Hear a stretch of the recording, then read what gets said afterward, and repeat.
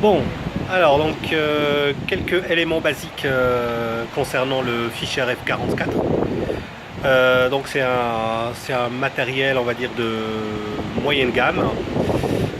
Tout de suite après on passe à du haut de gamme. Donc moi j'ai choisi celui-ci parce que en termes de rapport qualité-prix, ça correspond au budget et ça répond à l'ensemble de mes attentes. Donc à la fois la détection en plage et puis dans tout ce qui concerne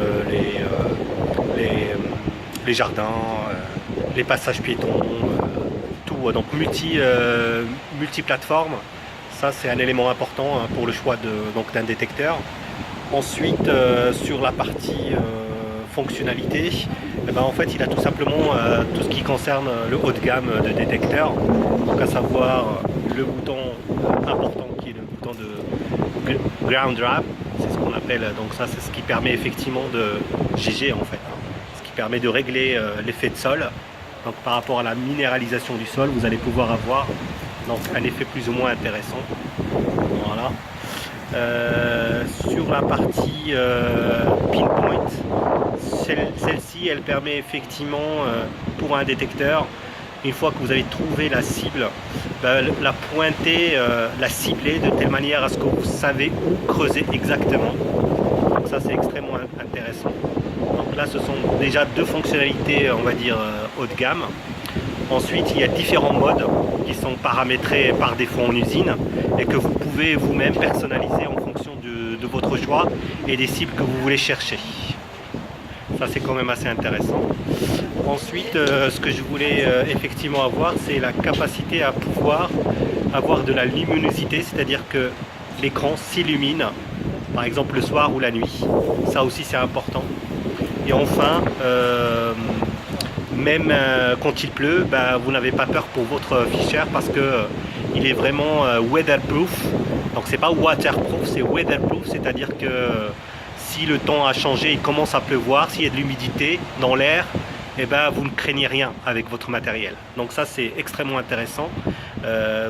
Pour avoir l'équivalent de celui-ci, il faut monter dans des Technetics G2, UPG.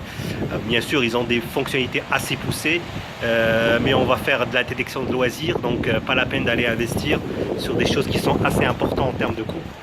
Alors sur celui-ci, donc ça c'est pas le disque d'origine, puisque en fait il est fourni avec un disque concentrique.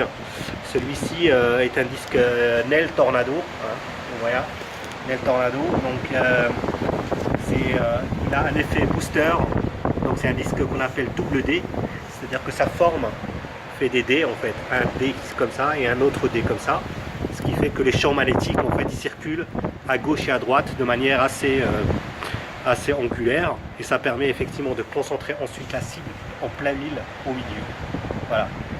Donc ce que je vous disais, donc la canne elle est assez solide, c'est du bon matos, on a l'impression d'avoir un matériel haut de gamme. Donc ici on va pouvoir voir en arrière, l'arrière de l'appareil. Donc on voit pas très bien, donc il y a le haut-parleur avec le logo Fischer, très bien fait. Hein.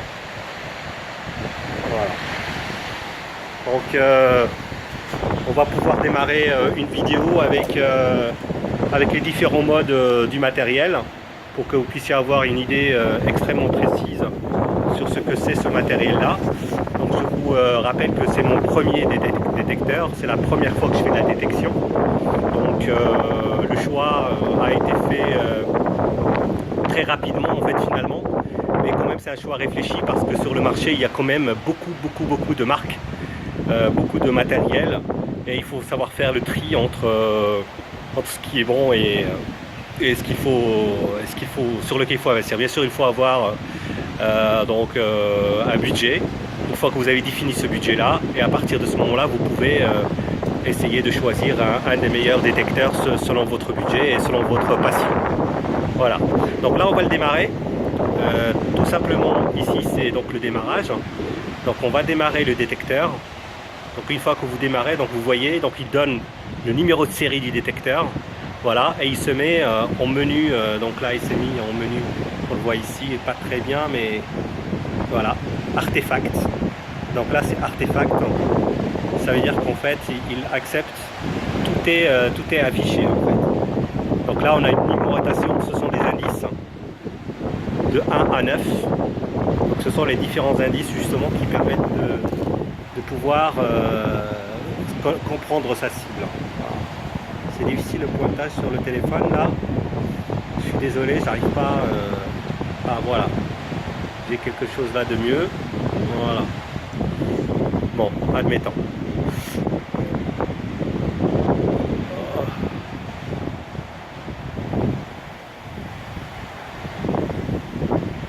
Voilà. Donc, en termes de pointage, donc on l'avait dit, ici donc il y a le ping point, ici il y a ground grab, et là c'est les différents modes. Donc là on est en mode artefact, ça veut dire que toutes les cibles sont acceptées par le détecteur. Donc à chaque fois que vous allez faire de la détection, il va vous indiquer s'il trouve du métal, il va vous indiquer dans quelle cible elle se trouve. Voilà, tout simplement. Donc par la suite, vous avez la possibilité d'avoir plusieurs modes. Donc là on va passer les modes. Donc là, custom, ça c'est le mode pour personnaliser son détecteur. Là vous voyez tout de suite, les 6, 7, 8, 9 sont notchés. Ça veut dire qu'ils sont éliminés. Ce sont des cibles que vous pouvez paramétrer pour ne pas écouter lorsque vous faites de la détection. Par contre, vous pouvez regarder le fer 2, 3, 4, 5, qui est donc ce sont des cibles de l'or. Hein. Gold, c'est marqué là. Gold. Et là c'est silver. Voilà. Tout simplement. Donc là c'est en mode custom. Donc on continue. Ça c'est le mode all metal. Donc tous les métaux. Hein. Donc là il accepte tous les métaux avec un bip assez spécifique des métaux. Hein, c'est ce qu'on appelle le coin-coin du canard. C'est dans le all metal. Et donc vous allez voir que le all metal est intéressant aussi parce qu'on va pouvoir régler le ground grab mais de manière manuelle. Parce qu'il y a deux façons pour régler le ground grab. Il y a le ground grab, on va dire, automatique. Donc très simple, en pompant tout simplement avec le détecteur, hein, en faisant des mouvements de pompage. Ou sinon en mode manuel. Par exemple en plage, c'est difficile de pouvoir faire du ground grab automatique. Donc on le fait en mode manuel. On le fait grâce donc au mode all metal. Ensuite on continue, donc là on a vu all metal. Après c'est joaillerie. Donc c'est les bijoux, hein, mode bijoux. Donc ça veut dire que en fait les bijoux sont avec des métaux différents. Donc ils sont mélangés par des métaux. Donc là on va retrouver tous les bijoux. Et le fer il est notché. Donc le FE c'est de 1 à 9 est notché. Donc tout le signal 1 à 9 il est notché. Alors que les autres elles sont visibles. Donc ça c'est le mode joaillerie. Ensuite on a le mode coin. Ça c'est pour trouver les pièces de monnaie. Donc comme vous pouvez le voir, il y a donc celle-ci aussi qui est notchée avec le FE. Après vous pouvez bien entendu notcher ou activer, même si vous êtes en mode coin, vous pouvez activer les autres modes. Simplement ce qui se passe, c'est que dans le mode coin, en fait le bip est différent en fonction de la... Parce qu'il y a à la fois un signal sonore qui vous indique en fait le type de métal, enfin il y a 4 indications d'indice sonore. Après c'est un indice sonore, soit il est en aigu, voilà, soit il est en grave quand c'est du métal. Donc il est en aigu là, il est en grave et là il est en médium. Donc il y en a 4 parce qu'il y a un médium et un médium plus on va dire, il y a un très aigu. Voilà. Donc ça c'est le mode coin. Après il y a le artefact, hein, c'est ce qu'on a vu tout à l'heure, il accepte tout. Voilà. Et le mode custom. Donc là le mode custom c'est très simple, vous pouvez paramétrer l'afficheur de telle manière à ce qu'il accepte plus ou moins les cibles, toutes les cibles. Donc là par exemple, hein, on va faire un menu ici. Donc là le mode c'est ici et le menu c'est par là que ça se passe. On va voir déjà le menu. Donc dans le menu il y a le volume. Donc le volume très intéressant là aussi, hein. Il y a des fonctionnalités que des hauts de gamme ils ont. Et voilà, par exemple le menu est un exemple concret. Donc là le menu il va jusqu'à 20. Donc voilà, il va jusqu'à 20. Donc l'intérêt d'aller jusqu'à 20, en fait il a un double intérêt. Parce que vous entendez le signal en fait finalement jusqu'à 10 il va rester le même, d'accord. Et en fait, le 10 ça veut pas dire volume 10. Ça veut dire volume 10 pour les signaux que vous voulez écouter, ceux qui sont à droite, et volume 0 pour le fer. C'est-à-dire que si vous avez un fer, même s'il n'est pas notché, vous allez quand même avoir le volume que vous pouvez contrôler. Par exemple, ici, si je fais 11, ben, j'aurai 10 sur tous les autres et 1 sur le volume fer. Voilà, c'est vraiment séparé comme ça, de telle manière à ce que vous puissiez écouter par exemple un petit peu le fer et sans qu'il vous dérange. Vous pouvez entendre qu'il y a du fer avec une cible qui est intéressante. Ainsi de suite, hein. Vous pouvez monter le son jusqu'à 19, par exemple 15, ben vous avez 10 ici et moitié moins pour le fer. Ainsi de suite. Donc là, si je descends, hein, je peux aller jusqu'à 1. Voilà, je baisse le son jusqu'à 1.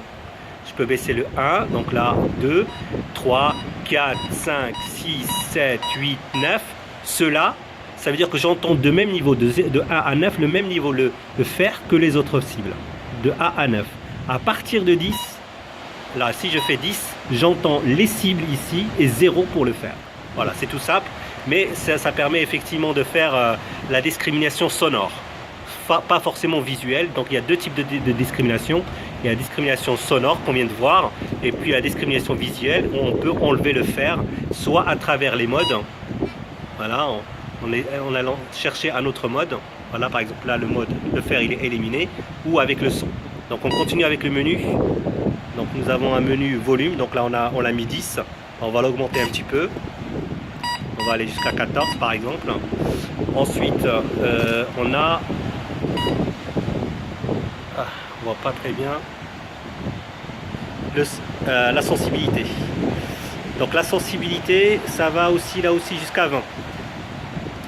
Donc voilà.